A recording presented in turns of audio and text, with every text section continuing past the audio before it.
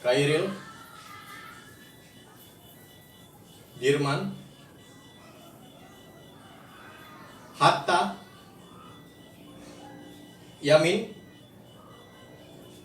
Suwardi, Rendra, Tini, Tono, Cokro,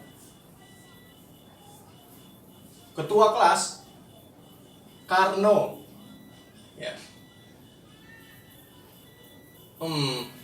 Tidak ada semua. Masih ada ribuan. Tidak. Masih ada jutaan nama lagi dan mereka akan hilang.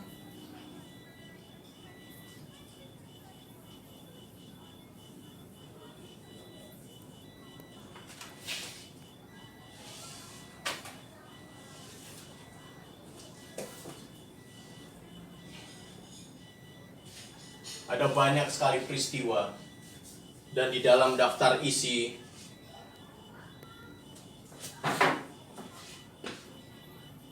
kebudayaan purba, kerajaan-kerajaan Hindu-Buddha dan Islam, era kolonial, zaman pergerakan, masa penjajahan Jepang, Orde Lama, Orde Baru, Reformasi, dan juga jutaan peristiwa lainnya. Tapi barangkali hanya peristiwa reformasi saja yang akan kita ingat. Sepertinya tidak. Kalau kita lihat, bahkan nyatanya peristiwa reformasi pun nyatanya akan hilang.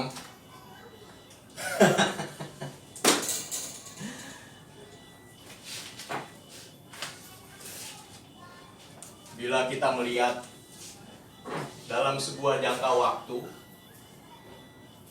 akan muncul sebuah pertanyaan. Apa pendidikan sejarah itu penting? Astaga, aku pun sebagai guru sejarah mempertanyakan dan menertawai hal itu.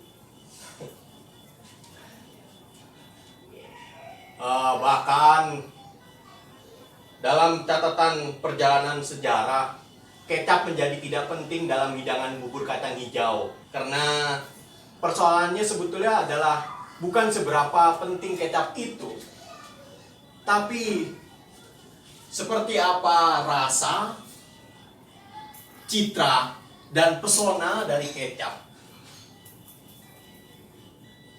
Itu adalah hal yang lebih sakral ketimbang kita memperdebatkan kata kutip apa itu penting. Karena kata penting itu sendiri sekarang sering dijadikan hal yang menyimpang, jadi sebuah alat legitimasi kekuasaan atas hasrat-hasrat yang memang buruk dan tercela.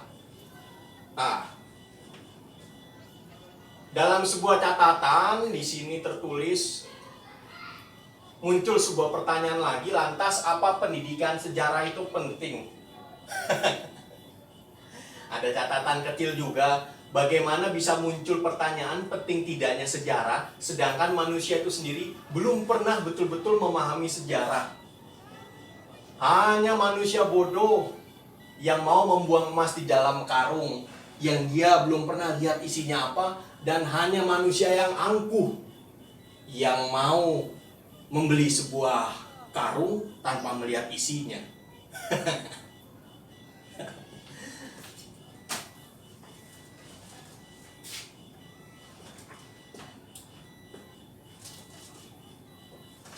Kadang kita sendiri lupa kalau manusia adalah aktor dari sejarah itu sendiri.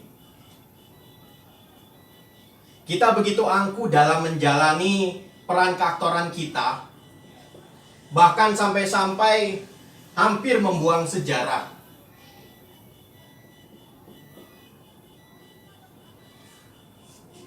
Kita lupa bahwa memori kolektif kita sebagai individu, sebagai sebuah bangsa, tidak akan bisa dihilangkan begitu saja.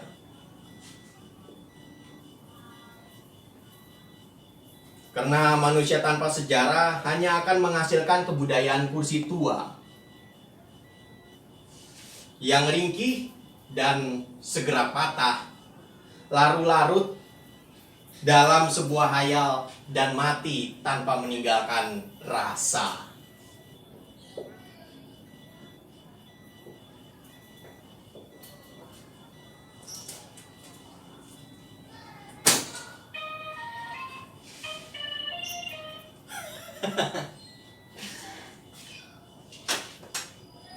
Bel telah berbunyi.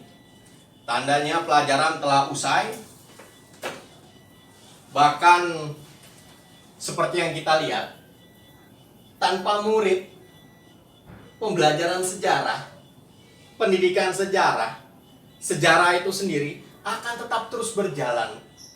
Tapi tanpa sejarah, murid akan kehilangan guru sejati.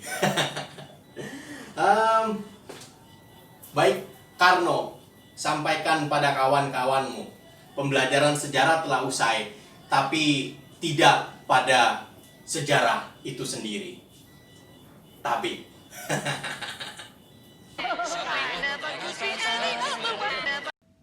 sejarah bukan hanya sebagai peristiwa, tapi juga cara berpikir.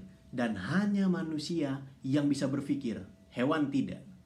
Maka dari itu di masa sekarang apabila ada manusia yang menolak untuk diajak berpikir, maka dia telah mengambil inisiatif untuk menjadi hewan.